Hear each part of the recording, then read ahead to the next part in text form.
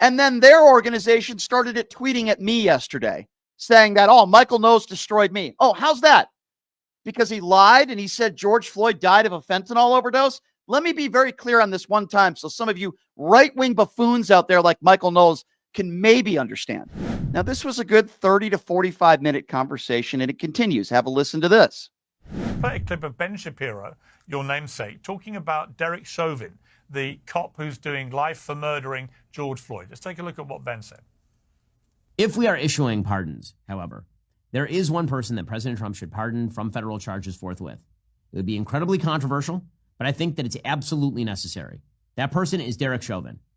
President Trump should, in fact, pardon Derek Chauvin. He should. He should pardon him his federal charges. What's your response to that, Brian? Absolutely and utterly absurd. First of all, we know that Derek Chauvin is a murderer. He's a convicted murderer. And Michael likes to talk about autopsies. Let's talk about autopsies. There were 2 autopsies in that case. Both found that he didn't die of natural causes or drugs. He died because of Derek Chauvin's knee on his neck for 8 minutes when he was on his stomach and his hands were behind his back in handcuffs. Ben Shapiro is a moron. Derek Chauvin is a murderer. And he, in my opinion, Chauvin should, the rest of his life, he should be behind bars. For Ben Shapiro, who is one of the biggest right head talking points for you guys, to say that Derek Chauvin deserves a pardon is absolutely and utterly absurd. And I wonder if George Floyd was white and Derek Chauvin was black and the exact same thing happened, I wonder if Ben Shapiro would be saying the same thing about Derek Chauvin. Obviously, the answer is no. Okay, Michael, I want to read. Hang on, everyone. I want to read, Michael, that in his letter to President Trump, Ben Shapiro wrote, "The massive overt pressure on the jury to return a guilty verdict, regardless of the evidence or any semblance of impartial deliberation." He said, noting that even elected lawmakers prejudged the outcome of the trial and took to national media to create pressure on the jury to go along with their preferred narrative. So, Ben, they're arguing that if it hadn't been for the global outcry over the video clip, which we all saw, which, by the way, I thought was shocking and outrageous, and I personally don't agree with Ben that Chauvin should get a pardon. But it's an interesting argument that he's making here. What do you think of it? Well, it pains me to say anything nice about my friend Ben Shapiro, but I do think that he is totally spot on here. One also has to remember that there are state charges and federal charges here. The federal charge is just a civil rights charge. And I don't think there's any evidence that Derek Chauvin violated George Floyd's civil rights. I mean, to the point that Brian just made, he brought up the medical examiner's report, the autopsies. I guess the question, I think we're aware, my dear, the question is how much fentanyl was in George Floyd's system? Since you read the report, how much fentanyl was in the system? So let me ask you. Hold on, just a simple question. Let me ask you a question. Do you have the answer to the question? Okay. Was it significantly higher? I understand that there was fentanyl in the system, but that wasn't the cause of death, Michael. Was it like that wasn't the cause of death? Legal limit, or the lethal limit? What was the cause of death, Michael? Irrelevant.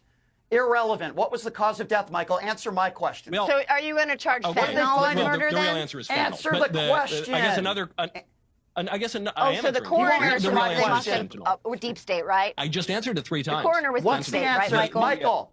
Michael. Yeah. Michael. In both of the autopsies, what did? What was the cause of death in both of the autopsies? George Floyd died of fentanyl, and most of us know it. George Floyd also said that he couldn't breathe long before the officer's knee was on his back. Your guest is spreading misinformation. There you go. The guest is spreading misinformation. Again, let me call out Michael Knowles for being a liar, and I have to fact check these MAGA idiots every day. I had to do it on Piers Morgan's show last night. There were 2 autopsies conducted on George Floyd. Both of the autopsies did find fentanyl in his system, but why do I say that's irrelevant? Because both autopsies found the cause of death was from asphyxiation. The man struggled to breathe. The reason why he struggled to breathe, the coroners found out in the autopsies, was not because of fentanyl in his system. Wait for it. Because of the knee that was on George Floyd's neck for 8 minutes when he said he couldn't breathe. But Michael Knowles is such a liar and a scumbag. He goes on a national television show and repeats the lie over and over again that George Floyd died because of fentanyl. And I kept asking the same question over and over and over again, even though people were interrupting. And the question I kept asking was, what did the autopsies find? And what was their conclusion? Because they're the professionals. What was their conclusion as to why George Floyd died? it wasn't fentanyl. So Michael Knowles is lying on national television. He's lying. I don't just make things up. I don't make things up on this show. I don't make things up on television shows. Doesn't mean I'm always going to be correct. And if I make a mistake, I'm happily able to correct myself. But I don't lie on this show. George Floyd died because Derek Chauvin's knee was on George Floyd's neck for 8 minutes. And do you notice on this panel, with some of these right-wing buffoons like Michael Knowles, who's your typical racist, bigot Republican, and you notice how I asked the question, if George Floyd was white and Derek Chauvin was black, do you think Michael Knowles would be defending Derek Chauvin?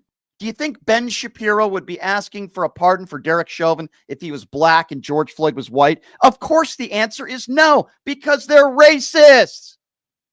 That's the whole point I was trying to make. Ben Shapiro is a moron, and I called him that on Piers Morgan, and he's a coward. And then their organization started tweeting at me yesterday, saying that, oh, Michael Knowles destroyed me. Oh, how's that? Because he lied and he said George Floyd died of a fentanyl overdose? Let me be very clear on this one time so some of you right-wing buffoons out there like Michael Knowles can maybe understand. It doesn't matter the crime that George Floyd was committing at the time. It doesn't matter the crimes that he committed in the past.